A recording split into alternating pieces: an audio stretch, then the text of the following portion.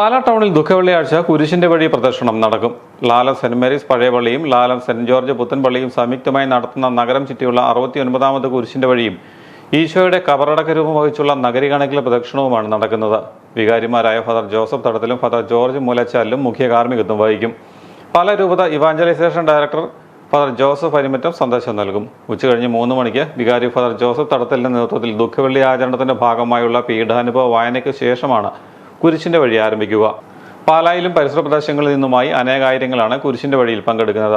ലാലം പഴയ പള്ളിയിലും ലാലം പുത്തൻപള്ളിയിലും പ്രാരംഭ പ്രാർത്ഥനയോടെ ആരംഭിക്കുന്ന കുരിശിന്റെ വഴി പുത്തൻപള്ളി ഗ്രോട്ടോയിൽ എത്തിയ ശേഷം കാർമൽ സ്കൂൾ, കൊട്ടാരമറ്റം വഴി, ബിഷപ്സ് ഹൗസിന് മുന്നിലൂടെ കുരിശുപള്ളി, മഹാറാണി ജംഗ്ഷൻ, കിഴതടിയൂർ ജംഗ്ഷൻ വഴികളിലൂടെ ബൈപ്പാസ് റോഡ് വഴി തിരികെ ലാലം പഴയ പള്ളിയിലെത്തും. സമാപന പ്രാർത്ഥനയ്ക്ക് ശേഷം നേർച്ചക്കഞ്ഞി വിതരണവും ഉണ്ടായിരിക്കും. നഗരം മുഴുവൻ ചുറ്റിയുള്ള ആഘോഷമായ കുരിശിൻ്റെ വഴിയാണ് ഇത് എന്നാണ് ഇതിൻ്റെ പ്രത്യേകത.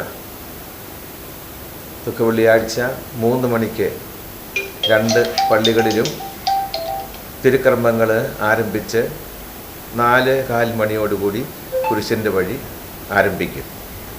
പ്രാരംഭ പ്രാർത്ഥനകൾ 2 പള്ളിയിലും ആരംഭിച്ച് പുത്തൻപള്ളി ഗ്രോട്ടോയുടെ മുൻപിലെത്തി 1ാം സ്ഥലം നടത്തി മുന്നോട്ട് ബൈപ്പാസിലൂടെ നീങ്ങി കാർമൽ പബ്ലിക് സ്കൂള്, അതുപോലെ മുന്നോട്ട് നീങ്ങി ബിഷപ്സ് ഹൗസിൻ്റെ മുൻപിൽ കൂടെ എത്തി മഹാറാണി ജംഗ്ഷനിലെത്തി അവിടെ നിന്നും ബൈപ്പാസിലൂടെ പുത്തൻപള്ളിയിലെ പഴയ പള്ളിയിൽ എത്തി ഈ കുരിശിൻ്റെ വഴി സമാപിക്കും.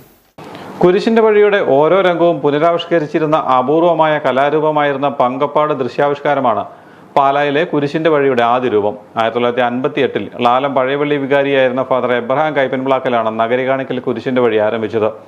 കുരിശിന്റെ വഴിയുടെ 14 സ്ഥലങ്ങളിൽ 5 പ്രധാന സ്ഥലങ്ങളിലാണ് സന്ദേശങ്ങൾ നൽകുന്നത്. ദുഃഖവെള്ളിയാഴ്ച നടത്തുന്ന കുരിശിന്റെ വഴിയിൽ പുഷ്പാലങ്കൃതമായ വാഹനത്തിൽ മിശിഹായുടെ കബറടക്ക തിരുസ്വരൂപം സംവഹിക്കും.